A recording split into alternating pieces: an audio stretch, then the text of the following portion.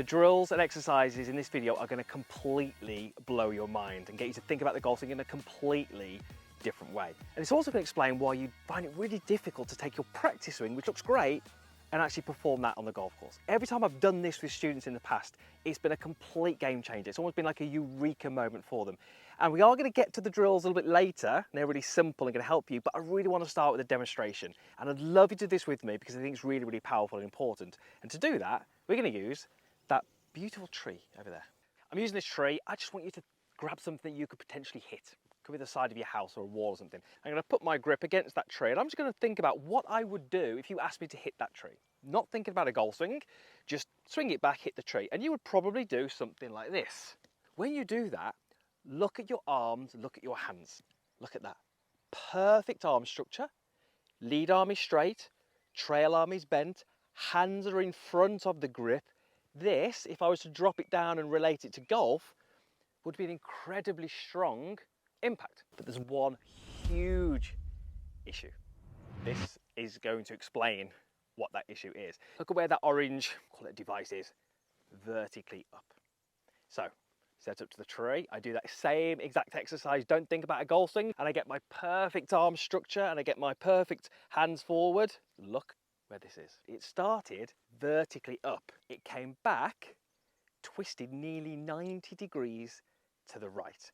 And I almost guarantee if you do this little exercise with a club, and you can actually use, I'm seeing the TaylorMade logo on the grip here, if you obviously haven't got something like this, as you make what is a natural golf swing, you're going to return the golf club to the thing that you're hitting 90-ish degrees open.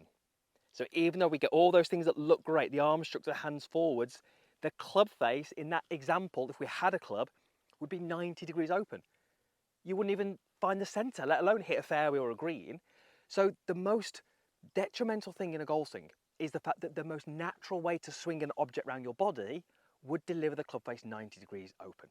As I swing this back, naturally my arms have to rotate the golf club around me. And when we deliver it, there's no incentive to undo that. So we just deliver the golf club with speed and power and accuracy, but twisted by 90 degrees. So if we are here, you might start to use your body. See, as I'm using my body, that orange device is getting closer to vertical. You might start to release the club incredibly early. Again, look, that gets that back to vertical, but we lose that impact that we want. Or you might start to actually take that shaft angle and tip it up this way. So again, we start to get the orange device more vertical, but we don't like the swing shape. So let's go and do some drills now, which are going to help you fix that. Bringing that back into a golf swing, I've still got this device on my club, and that's the same as my club face. It's just a little bit easier for you to see where that is. So very, very naturally, we can often all do this. We can get that really nice impact, but you can see where that point's not back at the camera. So I'm going to teach you in this video how to get this perfect looking impact, but with the face square, and you can see that device now pointing back at the camera. That is really the crux of golf. If you can do that, you get club face control and you get the ability to strike it really, really solidly. What are the two things that are controlling the club face? Because if we can understand those and how to integrate them into your golf swing, you're going to use those to square the face as opposed to using the faults that we showed you earlier. So I'm just going to get rid of my club for a moment. And I'd love you to do this with me. Take your setup, make a sort of fist, and just put your thumbs out as if you give me a big thumbs up. Actually, you could give the video a thumbs up as you're doing that. So as I set up, you can see my thumbs are pointing kind of out towards you. Now in the backswing, my forearms are going to rotate to my right. So you can see that my thumbs now point away from the target, back down towards that camera. And if you just tried to swing both arms together behind you, you'd feel that. You know, if I swing my arms, I get to a point where I get pretty stuck and I feel fairly naturally I've got to take my thumbs and rotate them. So I'm rotating my thumbs. But there's nothing really to say that I need to do the opposite on the way down. I could easily just bring the hands back with the thumbs pointing to right. That's what we demonstrated over there. So the first thing that you have to learn to do is have your thumbs rotating to the right in the backswing, but have them rotating to the left through impact. And this, whilst it looks really simple and it looks like Anybody could do it. It's a great little exercise because you're just basically teaching yourself that what you do this side, forearm rotation, you have to do this side. Now, as you can probably imagine, there's a little bit of a timing element here. It's no good if I bring my thumbs past the ball and then rotate them here. And vice versa, it's probably no good if I do them here. So this is where a little bit of body rotation comes in, because I need to be blending what my forearms are doing with what my body is doing.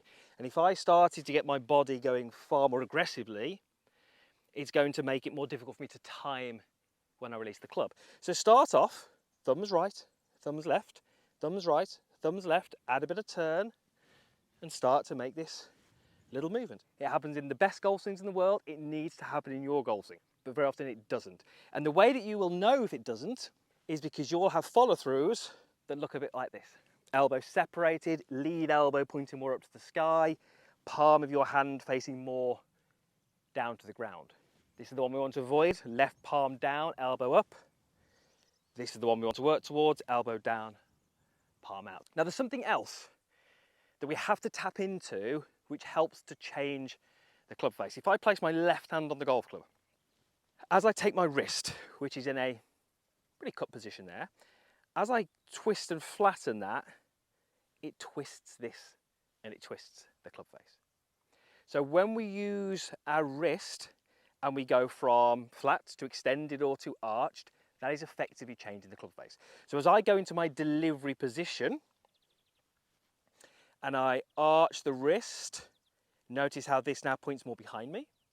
And when I bow the wrist, it points more in front of me.